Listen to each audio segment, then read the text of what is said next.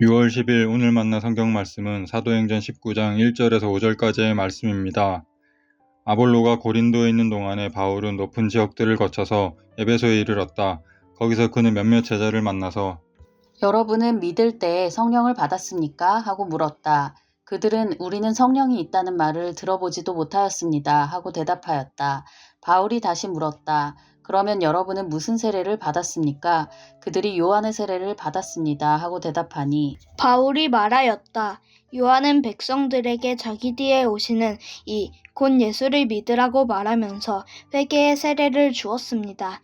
이 말을 듣고 그들은 주 예수의 이름으로 세례를 받았다. 아멘. 오늘 만나로 만나주시는 하나님을 기대합니다. 오늘 본문에서 우리는 정체를 알기 어려운 독특한 집단을 만나게 됩니다. 이들은 제자라고 불리지만 요한의 세례만 받았을 뿐 성령의 존재에 대해서는 전혀 몰랐다고 말하는 사람들입니다. 이들의 정체가 무엇이고 이들의 교리가 구체적으로 어떠했는가에 대해서는 학자들마다 다양한 견해가 있습니다. 한쪽 극단의 입장으로는 이들은 예수의 존재도 전혀 모르고 믿지 않았던 사람들이기에 유대인과 별 다를 것 없는 사람들로 보는 견해가 있습니다. 또 한쪽 극단의 입장으로는 예수의 존재도 알고 예수를 구주로 믿고 고백하는 그리스도인이었지만 성령론에 대해서만 무지했던 다소 불완전한 교리 지식을 가지고 있던 사람들로 보기도 합니다. 어찌되었든 이들의 신앙의 구체적인 모습을 그려내기에는 본문의 정보는 매우 제한적입니다. 하지만 분명한 것은 바울은 요한의 세례에 멈춰있는 이들의 모습을 불완전하다고 생각하고 예수의 이름으로 세례를 받는 데까지 나아가게 했다는 것입니다. 요한의 세례를 넘어서서 예수의 세례를 받게 하는 것은 무슨 의미가 있는 것일까요? 흔히 사도행전과 짝을 이루는 복음서로 알려진 누가복음의 내용을 잠시 생각해 보려고 합니다. 누가복음은 다른 복음서와 달리 초반부에 세례 요한과 예수님의 이야기를 상당히 긴 분량으로 소개하고 있습니다. 마치 복음을 이해하려면 세례 요한과 예수님의 이야기를 반드시 함께 읽어야 한다고 강조하듯이 말이죠. 세례 요한은 제사장 가문에서 태어난 사람이었습니다. 그러나 제사장이라는 직업, 아버지의 업을 물려받지 않습니다. 그리고 일상에서 단절된 광야라는 장소를 사역의 무대로 삼습니다. 세례 요한의 삶을 자세히 보면 마치 연속성을 끊어내기 위한 존재처럼 살아갑니다. 그리고 사람들에게도 선포하죠. 회개하고 죄와 불의한 연결을 끊어내라고 말입니다. 새로운 삶을 위해 이전에 잘못된 것들을 끊어내라는 것이죠. 그런데 재미있게도 예수님은 완전히 대조되는 인물입니다. 예수님은 오히려 연결을 말합니다. 누가복음 4장을 보면 공생애를 시작하시면서 회당에서 이사야의 말씀을 선포합니다.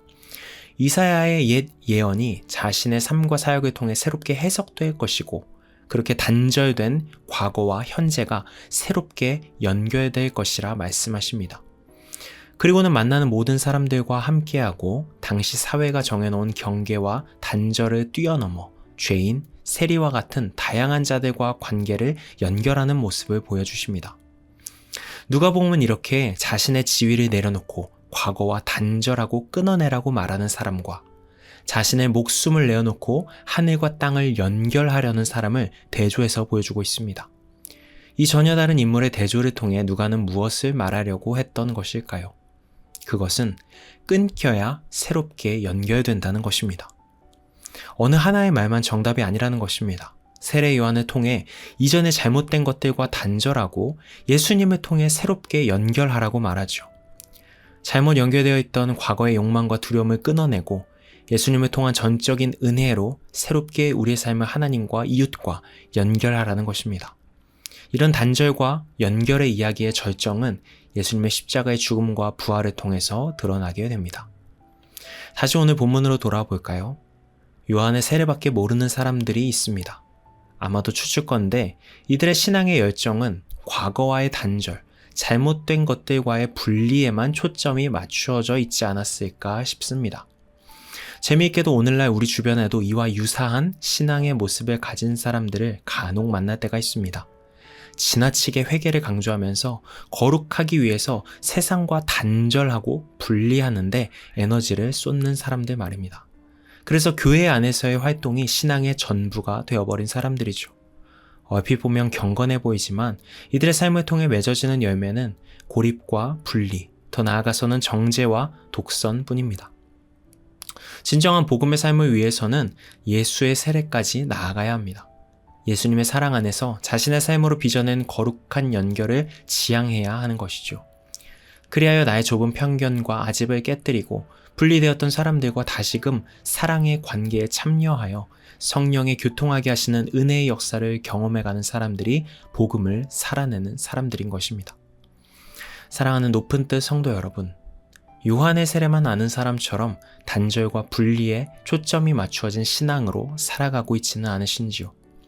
주님은 오늘도 우리를 성령께서 다스리는 새로운 삶의 질서로 초대하십니다.